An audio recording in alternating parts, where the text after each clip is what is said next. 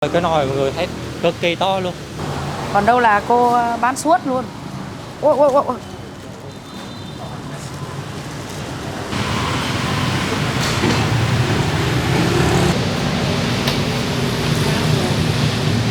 Trăm tươi luôn.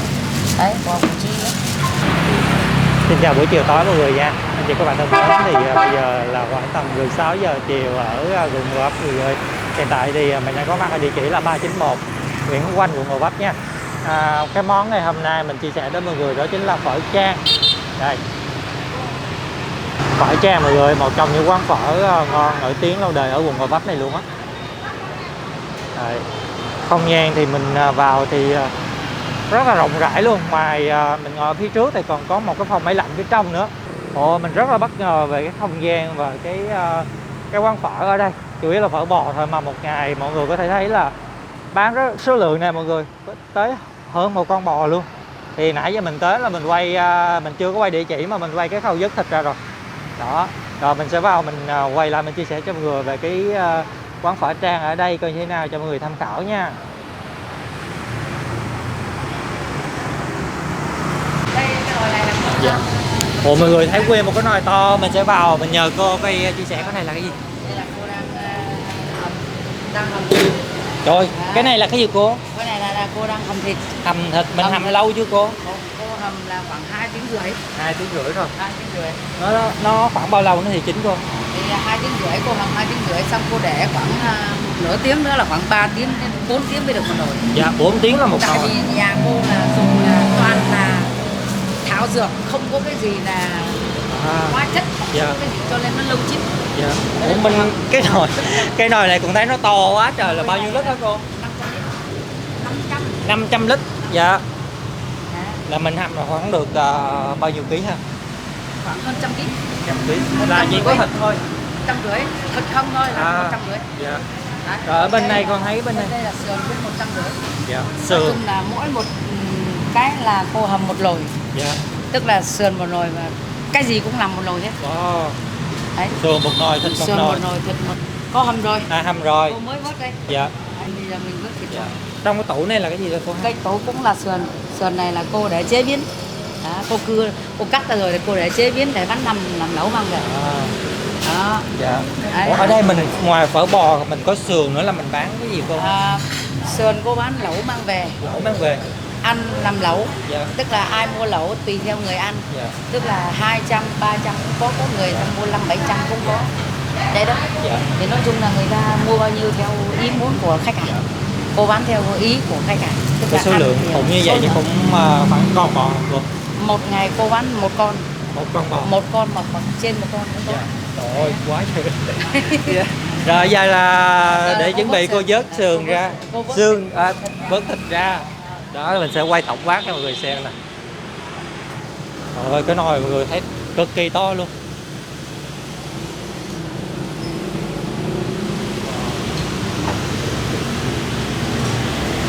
Đấy, đây là sáng nay là cô lấy một con. Dạ. Cô lấy sáng nay cô lấy một con bò. Là sáng nay là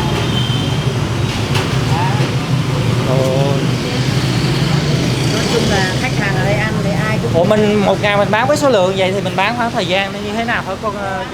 4/24. 24 giờ luôn, không nghỉ luôn. Không nghỉ. Dạ. Ra bán theo ca thay ca. Dạ. Trời ơi, quá dữ. Lần đầu tiên mình thấy cái quán phở bò mà khủng khiếp như vậy.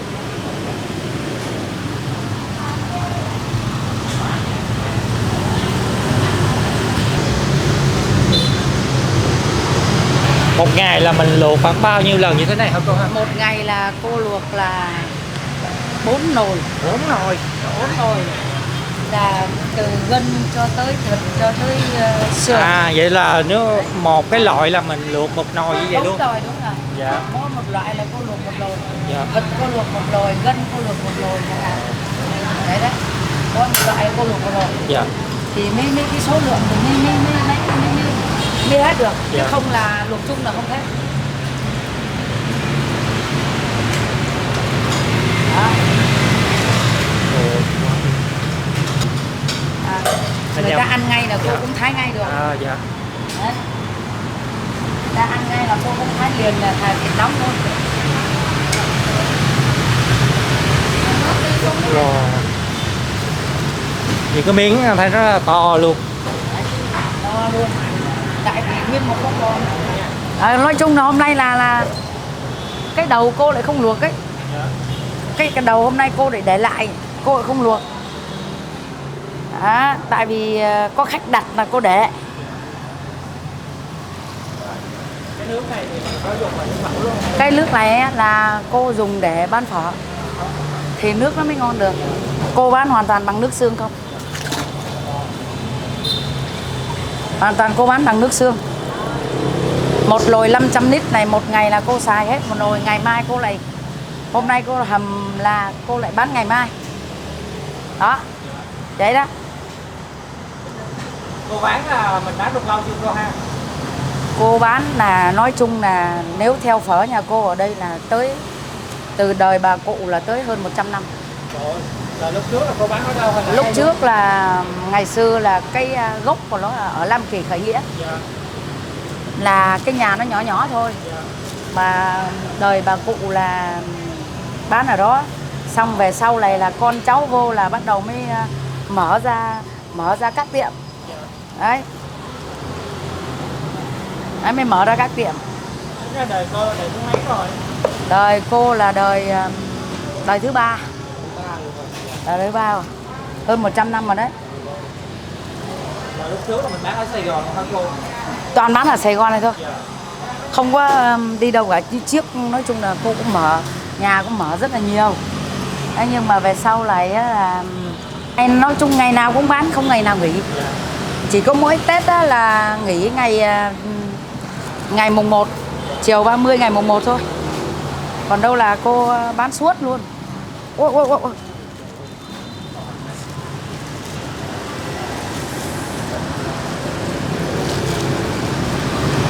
Đấy đấy. Cho nên là nhà cô là ở đây ai cũng biết. Ở nhà cô ở đây ai cũng biết. Đấy. Nồi 500 lít đấy. Bây giờ mình luộc nữa hay là mình gì vậy là xong rồi? Chốc nữa đó là chốc nữa khoảng tầm 9-10 giờ đêm nữa là cô lại phải chút cái nước rồi ra. Dạ. Để mai cô bán phở xong cô tiếp tục cô hầm từ giờ đến mai nữa. Vậy là cái nước Đấy. này là mình sử dụng cho phở nó sẽ... Đúng rồi, chỉ dùng cho phở. Tức là cô chỉ có bán phở bằng nước xương. Ngoài ra cô không có dùng cái gì hết. Đấy. Rồi.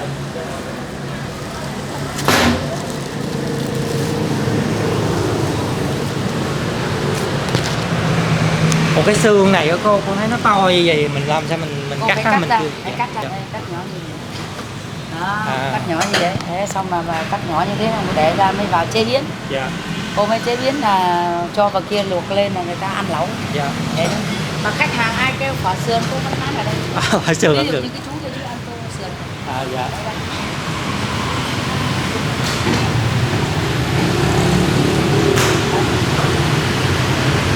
Rồi, chắc nhờ cô vào bên trong để chia sẻ cho mọi người đầy đủ không? Rồi, hiện tại là mình đã vào được bên trong khu bếp và mình sẽ nhờ cô Trang là chủ quán ở đây chia sẻ cho mọi người về một vài thành phần ở trên đây nha. Cái này là thịt bò là cô chưa thái này, cô Dạ. mới ra miếng nha. Thịt đây bò là trời ơi, từng mẻ như vậy luôn. Còn đây là cô thái ra miếng rồi. Dạ. Đấy, còn đây là gân. Gừng. Gân. Dạ. Đây là bò viên. Những cái mâm mà đậy lên. Đây là sách bò và đuôi. Dạ. Đấy, còn đây là sườn bò. Sườn bò là bên đây. Đây sườn bò bên đây. Đó. Nhỏ luôn. Đây cái nồi này để mình Nồi này là nước lèo. Nước lèo. Dạ. Đấy, nước lèo nước phở. Dạ, còn cái nồi bên kia Trụng bún. dạ. Con thấy bên đây có một cái tủ nữa là nó giống nhau hay khác nhau cô? Hai cái đều giống nhau. À, giống nhau hết. Tức là ngày nào thì cô cũng phải dài dằng cái ai muốn ăn gì thì Dạ. lấy. Trời ơi, Ngày nào cũng vậy. quá hấp dẫn Bên luôn. đây thì Cô. thịt xương thì cô. Dạ. Thịt xương. Đấy, thịt đấy. Thịt bò đấy. Dạ. Những cái xương gầu này. À, xương. Cái xương gầu này cô luộc vào đây. Đấy. Dạ. Xương gầu này luộc vào đây. Có bằng điện mọi người lên sôi ộp luôn. Nồi bằng điện luôn. Dạ. Nồi điện. Dạ. Gân là Dạ. nồi cắt trước. Cái gân này cô cắt trước hết rồi. Ở đây con thấy có nhiều loại như vậy á. Nhiều Thì loại. giá cả như thế nào hả con? Giá cả thì mỗi một thứ là nó khác nhau. Dạ. Ví dụ cái thịt cô đang thái này là nó là 450 một ký. Dạ. Đấy, còn gân thì 350 một ký. Dạ. Đấy, còn cái này thì 500.000 ký. Dạ. Cái này cũng 450 một ký. Đuôi là 450 một ký. 450 Dạ. Rồi mình bán theo cái loại phở bò, tại quán mình thì bán giá tô như thế nào con? Giá tô thì tô to nhất của cô đặc biệt Dạ. là như cái loại tô trắng này. Dạ. Rồi, cái khu bếp và cũng rộng ghê luôn mọi người. Được kính nè, trắng bằng kính hết luôn. Tô to như thế này. Dạ. Còn cô là 70.000 một tô là 70.000 nó sẽ có những gì con ha? con bò từ trong ra tới ngoài nó cốt cái gì Dạ. là cô cho. Thì, Đây ví dụ cô làm như này, cô làm như này nhá. Cô làm như này là có cái gì đuôi. cũng có này, có đuôi Dạ. này. Đấy, có nạm này, dạ. có gân bò này, Dạ. có Đuôi bò nè. viên này. Rồi. Đấy. Dạ. Ông cho miếng sách bò đây không? Rồi con lưỡi bò luôn này. À, cái đó là lưỡi hả cô? À. Dạ rồi. Rồi là sách bò này. Lá sách. Đấy, Có xương không sách. cô? Rồi tái này. À. Ai kêu xương thì cô cho xương. Dạ. Đấy. Như vậy là 70.000. Như thế này là 70.000. Dạ rồi. Đấy. Rồi cái tô thấp nhất của mình đây là bao Tô nhiêu? thấp nhất là 45.000. 45 là nó có gì không? Tức là tái, nặng, tái, gân, ví dụ con ăn tái, nặng, tái, gân, tái, bò viên các loại À. là tái lại Hai loại. thì là 45. Dạ rồi. Là thấp nhất của mình ở đây. Thấp nhất là Dạ rồi. Còn xương nếu mình muốn ăn mà mình kêu thêm. là muốn ăn thì kêu thêm. Dạ. Mà ai kêu phở xương thì 55.000 một tô. À, phở xương. Phở xương. Dạ rồi. Thì ví dụ phở xương là một tô phở với lại như thế này. Dạ. Phở Như xương. này nha. Ví dụ như này là một tô phở xương của cô. Dạ. Thế này. Là được 2 cục. Không, 3 cục. 3 cục luôn. Dạ. Một vừa bé bé. Đừng cứ cho ví dụ như này đi. À, Đấy, rồi. cái này là 55.000 đấy. Thì tính ra tới đây khách hàng người ta kêu phở xương chắc nhiều. Quá hấp dẫn người rồi. 2 tủ luôn. Cái này là Dạ. 55.000. Dạ rồi. 55.000. Còn 2 loại là 45.000. Hai loại là 45.000. Rồi, dạ. Tiếp tục đi cô. Và Cảm đấy, ơn cô. Nó nhiều loại. Dạ. Cô nhiệt tình quá. ai muốn ăn cái gì thì cô kêu cái đó thôi. Dạ. Ví dụ người ta mua này, ví dụ người ta kêu này là đuôi sách nạm chẳng hạn thì Dạ. nó là 60.000. Dạ. Đuôi sách nặng là 60.000. Đấy, tùy theo người ta ăn. Dạ. Đấy, cái này đấy. Nói chung là tùy theo người ta ăn. Dạ. Ai thích ăn nhiều tiền thì có nhiều tiền, thích ăn ít tiền thì ít tiền.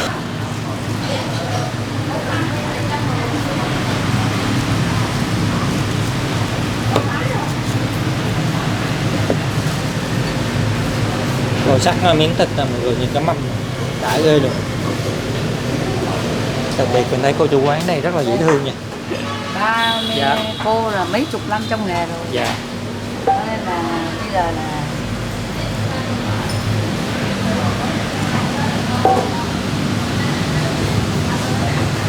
Đó, mọi người thấy có thể là nó qua một cái tấm kính, mọi người có thấy không, thì cô đang đứng phía trong cô sách đó. Những cái mâm nguyên liệu nè, còn ở bên đây á, là xương đó. Đó, cái nồi nước cực kỳ thơm luôn mọi người ơi. Còn ở bên đây lại có thêm một cái nguyên liệu nữa, mình nghĩ là khi giờ cao điểm là sẽ có tám mấy người ở trong cái khu bếp đó đó. Đó. Được bao bọc là kính như thế này. Còn đây là hai cái thao, một cái thao xương sườn, một cái thao sườn, rồi một cái thao thịt. Mọi người có thể xem lại nó là ban đầu vô là mình có quay cô vớt ra. Một ngày hơn một con bò mọi người, cực kỳ khủng khiếp luôn. Đây mình bước vào bên đầu mình thấy cái chỗ này còn hoành tráng nữa đâu được. Cái này là mình làm gì hả cô? cái này là tái, nằm tái, cái này là mông của con bò. À, mông con bò. Đúng rồi, thịt mông á. Dạ. Đó, thịt mông của con Cái bò. thịt này chủ yếu là cô làm tái thôi. Làm tái, cái này là phải làm tái. Dạ. Tái, ví dụ người ta kêu ăn phở tái đấy. Dạ. Thì là cái này xong là cô mới cho vào cô thái ra. Dạ. Cô lọc ra xong rồi cô thái. Đấy, tức là một con bò là chia làm bao nhiêu phần tái, phần nạm, rồi nhiều thứ chẳng hạn. Tức là một con bò nó nhiều phần. Dạ. Đấy. Cái trắng đó là cô lọc bỏ hay sao? Không, cái này là gân ra. Dạ. Mình lọc ra là mình làm bò kho, Dạ. mình nấu bò kho Dạ. chẳng hạn. Mình nấu bò kho thì mình làm nhiều thứ. Cái này mình cắt bằng tay luôn hả cô? Cô sắt bằng máy. À, sắt bằng máy. Cô thái bằng máy. Dạ. Nhưng mà mỗi một lần cô lọc là cô làm là phải một con bò là Dạ. phải tới gần 100 kg. 100 kg. Vậy là này. mình phải làm bằng máy. Con bò nó lớn lắm. Dạ. Con bò nó rất là lớn. Mình thái xong rồi mình mới xay hả cô? Đúng rồi. Mình sắt ra như này từng Dạ. miếng xong bắt đầu mình cho vào trong máy mình thái.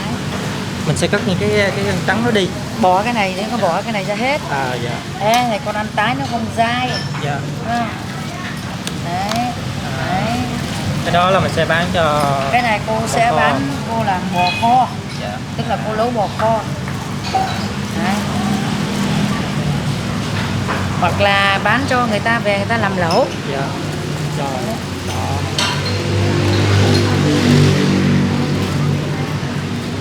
Nói chung là Vậy là cái miếng này là mình làm xay để làm đúng tái. rồi, làm tái. Dạ Làm tái. rồi. Đây, cái miếng cô lọc hết này là lọc thịt không là cô làm tái. Dạ. Còn cái da này là cô để cô ai yêu cầu là làm lẩu là cô bán cho người ta làm lẩu. Dạ. Còn là không thì cô để cô làm bò kho. Dạ. Đấy. Đấy. Như này này. Cô sắp nhỏ nó như này. Đấy. Đây như này. Này cô cho trong máy cô thái.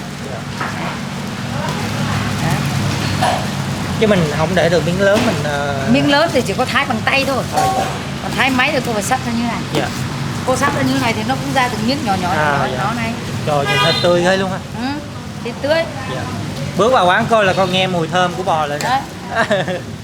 Thịt tươi mà. Quá hấp dẫn luôn. Đấy. Thịt tươi. Dạ. Mà cô là dùng 100% thịt tươi luôn. Đấy, bò củ chi ấy.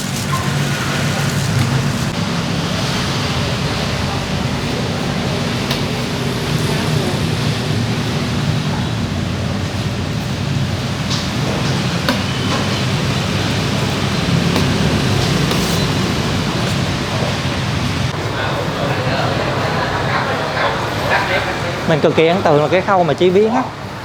Tại thường những khâu chế biến là chủ quán người ta đem là phía sau á, cònในquán này là đem là phía trước, của người kia mà mọi người vào á là mình sẽ thấy luôn tận mắt luôn và nghe mùi rất là thơm. Đó, bên đây là cái khâu làm đồ ăn nè, còn ở bên đây là một người ngồi nè. Mình đi sớm á, cô nói một tí nữa rất là đông luôn, thì quán bán số lượng như thế này cực kỳ khủng khiếp. Đó, mình thấy ngồi ở phía trong phòng máy lạnh là đông lắm rồi nè. Phòng máy lạnh miễn phí.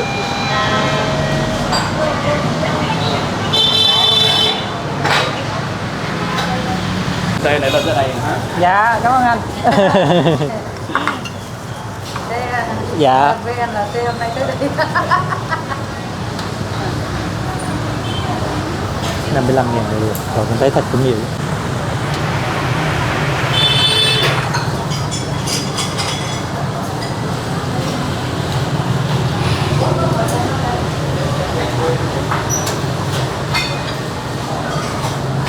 Thấy cô chàng bên kia làm liên tục luôn. Bên đây thì có một em này làm việc trụng bún.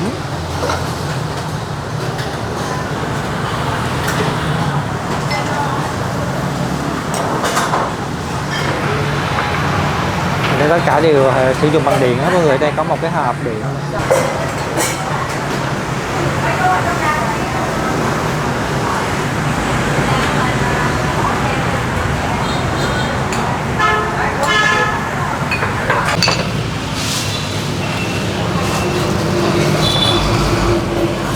Wow, cái tổ tái. Ồ, cái tô này là bao nhiêu ạ? 45.000 thôi. Wow, quá trời thịt luôn.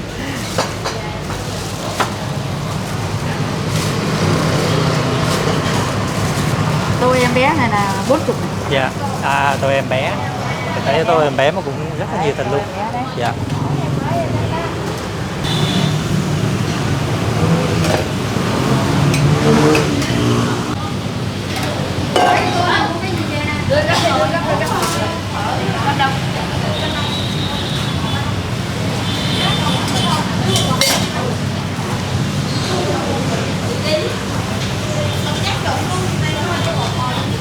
Cái xương này mọi người, cái xương là cái băng này nè.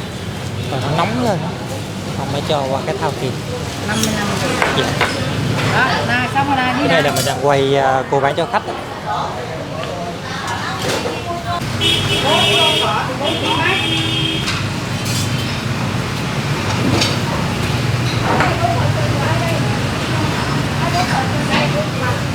Đây của cô nè.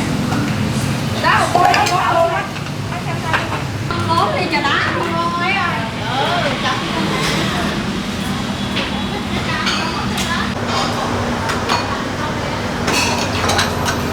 Bây giờ là mình quay được có xíu thôi mà tới giờ cao điểm luôn rồi mọi người ạ. Bây giờ từ luôn đi.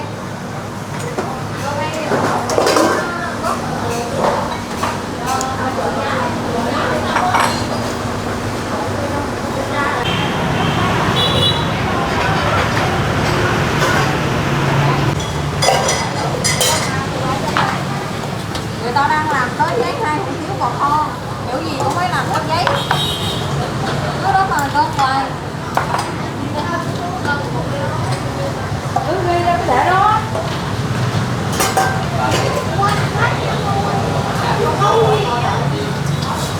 Nè.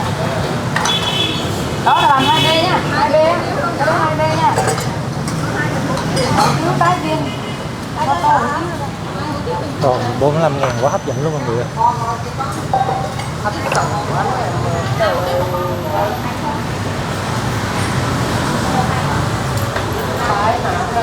Mình thấy rất là nhiều người để mua về luôn.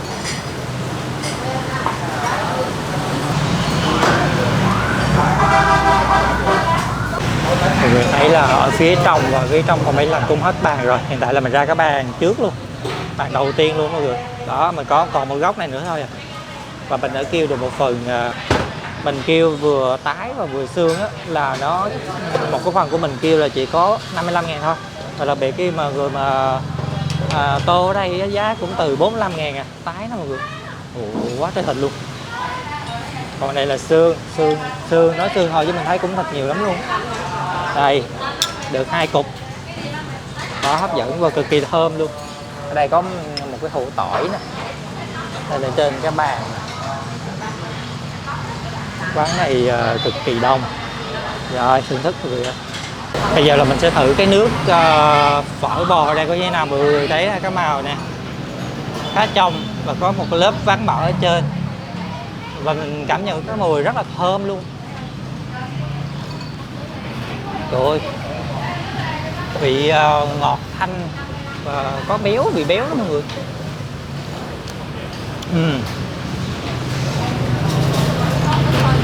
Cái này mà trời mưa á, mà hấp vô một cái là ấm bụng luôn á. Đó, bây giờ là mình sẽ cho thêm một xíu tương ớt bỏ vào cho nó cay cay. Mình sẽ cho thêm một tí ớt nữa nè. Đây, cho thêm một tí ớt vào nữa.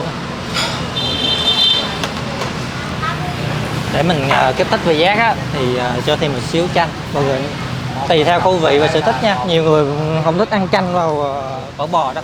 Hình như là mình thiếu một cái dĩa rau. Quan trọng quá mình mới đi xin một cái dĩa giá cho nó nhanh đó mọi người. Đó, giá trụng. Giờ mà mọi người xin rau chắc cũng lâu lắm á. Ok.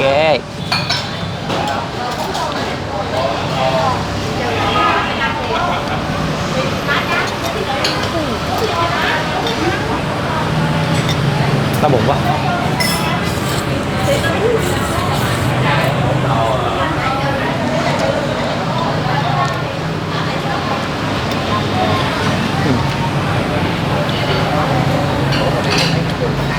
Đây.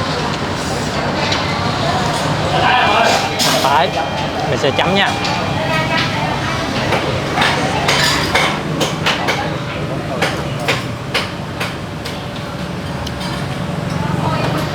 Cay nồng quá mọi người ơi.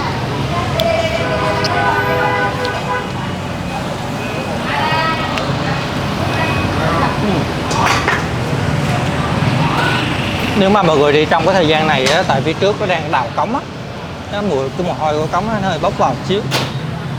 Nhưng mà giờ là chỉ còn có ban này là trống thôi. Rồi ăn nhanh mọi người.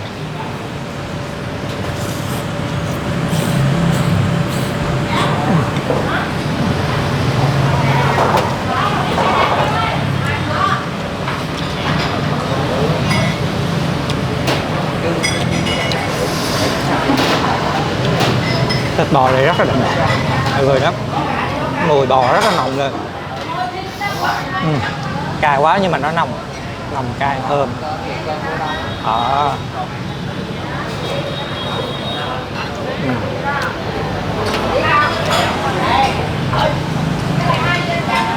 Để mình ăn một cái cục xương đi.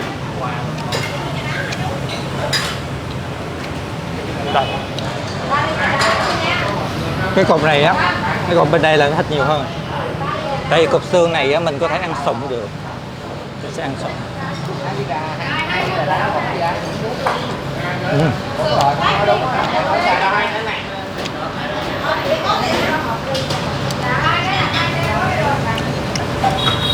Cái này á hơi béo nha. Mình ăn thịt với sụng nha. Đó.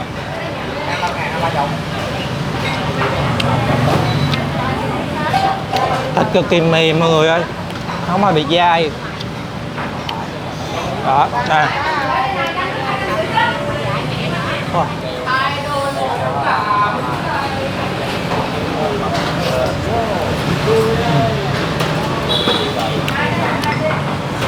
Cảm nhận ăn xương này đã thiệt mọi người, tại vì mình ngắm vào cái sụng á, kêu sừng sực á. Mọi người tới là quán khẩu trang á, mình nên trải nghiệm về cái xương ở đây nha. Quá đã luôn. Đỡ thịt à.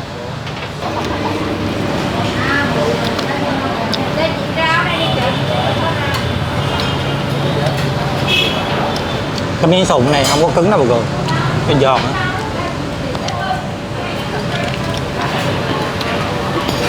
Nhưng mà cái sụng này á, nó răng thiệt nên ăn nha.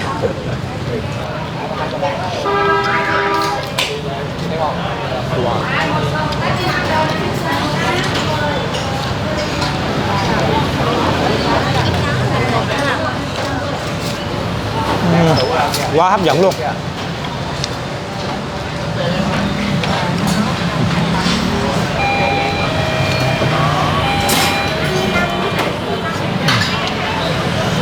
Mình chắc cũng phải dừng video ở đây để mình ăn tiếp mọi người, để ăn nhanh không nó nở. Nào vậy là trong buổi chiều tối ngày hôm nay thì mình có mặt ở quận Gò Vấp này để chia sẻ cho mọi người về quán phở Trang rất là nổi tiếng và lâu đời nữa, và đặc biệt là bán bò gạch hơn con bò. Theo cảm nhận của mình là bình dân, tại vì nằm ở trên con đường Nguyễn Quanh là con đường lớn ở Gò Vấp á, giá thế này cực kỳ bình dân luôn. Thì mình hãy ghé qua địa chỉ này, tại địa chỉ á, thông tin á, thì mình ghi ở phần bình luận đầu phần miêu tả video. Ngoài ra thì kênh mình còn tổng hợp thêm nhiều video ẩm thực quận Gò Vấp ở phần bình luận đầu nữa người xem nha. Còn bây giờ xin bye bye và hẹn gặp lại. Người thấy sao về phở Trang thì để lại phần bình luận bên dưới nha. Bye bye. Wow.